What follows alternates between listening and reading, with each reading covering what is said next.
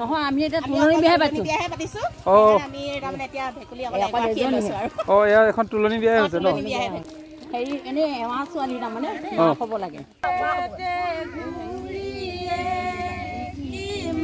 আকাশতে জ্বলি আছে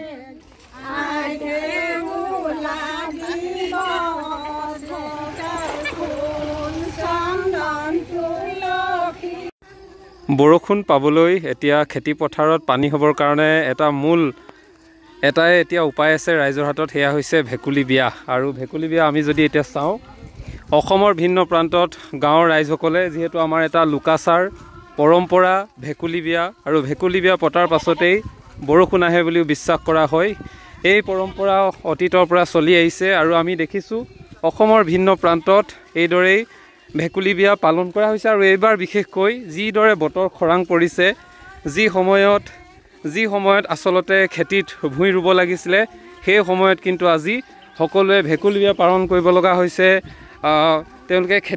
খেতি কৰিবলৈ এতিয়া চিন্তা হৈ পৰিছে কাৰণ যিদৰে এতিয়া চিৰাল ফাট দিছে পথাৰসমূহ আৰু এই পথাৰসমূহ চিৰাল ফাট দিয়াৰ ফলত এতিয়া খেতিয়কসকলে বা কৃষক সমাজে মূৰে কপালে হাত দিব লগা হৈছে আৰু আপোনালোকে নিশ্চয় জানে অসমৰ 80% মানুহ খেতিৰ ওপৰত নিৰ্ভৰ কৰি আছে তেনেস্থলত এতিয়া বৰ্তমান সময়ত যি এটা অৱস্থালৈ গতি কৰিছে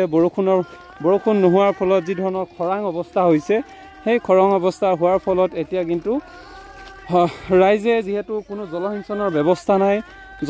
ব্যৱস্থা নাই বাবে এতিয়া ৰাইজে কেৱল বৰষুণৰ কাৰণে অপেক্ষা কৰিব লগা হৈছে যদিও এজাক বৰষুণ দিছে বৰষুণে কোনো কাম দিয়া নাই সেয়েহে আমি দেখিবলৈ পাইছোঁ অসমৰ ভিন্ন প্ৰান্তত এতিয়া প্ৰতিদিনে ভেকুলী বিয়া উদযাপন কৰিব লগা হৈছে ভেকুলী বিয়া পাতিব লগা হৈছে আৰু ৰাইজে আশা কৰিছে যাতে এই ভেকুলী বিয়া পতাৰ পাছতেই বৰষুণ আহে আৰু বৰষুণ অহাৰ লগে লগে কৃষকসকলৰ যি সপোন যি তেওঁলোকৰ ভাত সাজ অৰ্থাৎ আমি যি সাজ চাউল বা আমি যি ধৰণে আমাৰ পেট আচলতে আমি নিজৰ পেটটোক আচলতে বচাব লাগিব সাধাৰণ অৰ্থাৎ যদি ক'বলৈ যাওঁ আমি ভাত সাজ খাই জীয়াই থাকোঁ আৰু এই ভাত সাজৰ পৰা খাবৰ বাবে উৎপাদন কৰিবৰ কাৰণে যি পৰ্যাপ্ত পানীৰ পৰিমাণ পথাৰত সেই পানী যাতে ভেকুলী বিয়া পতাৰ পাছতে বৰষুণ হয় তাৰ প্ৰতি লক্ষ্য ৰাখি এইদৰেই বিভিন্ন স্থানত ভেকুলী বিয়া পালন কৰা দেখিবলৈ পোৱা গৈছে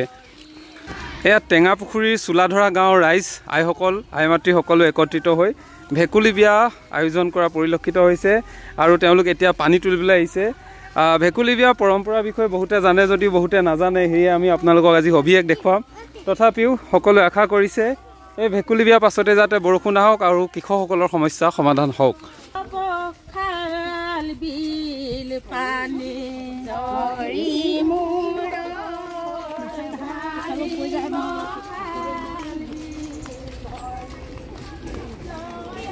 ভেকুলী বিয়াত কি বুলি ক'লে কি হ'ব লাগে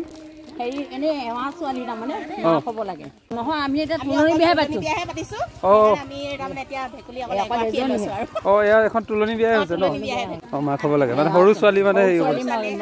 শান্তি নোহোৱা ছোৱালী মাক হ'ব লাগে ভেকুলীৰ মানে মাক আৰু হেৰি হ'ব লাগে মানে ভেকুলী এতিয়া আপোনালোকে উঠালে নে সৰু ডাঙৰ ভেকুলী মানে মতা আৰু মাইকী ভেকুলী বৰ বিয়া নহয় আৰু তুলনি বিয়াৰ পিছতহে বৰষুণ দিলে বৰ বিয়া পাতিম বৰষুণ দিলে বৰ বিয়া পতা হ'ব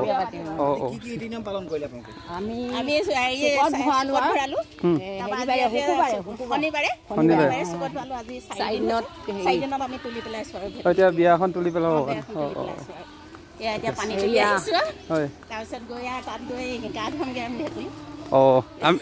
এয়া এতিয়া আমি এটা কথা গম পালোঁ আমি প্ৰথমে ভাবিছিলোঁ ভেকুলী বিয়া মানে মতা ভেকুলী আৰু মাইকী ভেকুলী থাকিব বিয়া পাতি দিব সেইটো ভাবিছিলোঁ এয়া হৈছে এতিয়া মানে তুলনি বিয়া শান্তি বিয়াহে পতা হৈছে আৰু এতিয়া পানী তুলি অনা হৈছে আৰু এই 4 দিনতে মানে উঠাই দিয়া হ'ব ন বেছ আৰু ইয়াৰ পাছত 4 দিনীয়া গা দিয়াতে মানে বিয়াখন উঠাই দিয়া হ'ব আৰু ইয়াৰ পাছত যদি আকৌ বৰষুণ নিদিয়ে তেতিয়া বৰ বিয়া পতা হ'ব মানে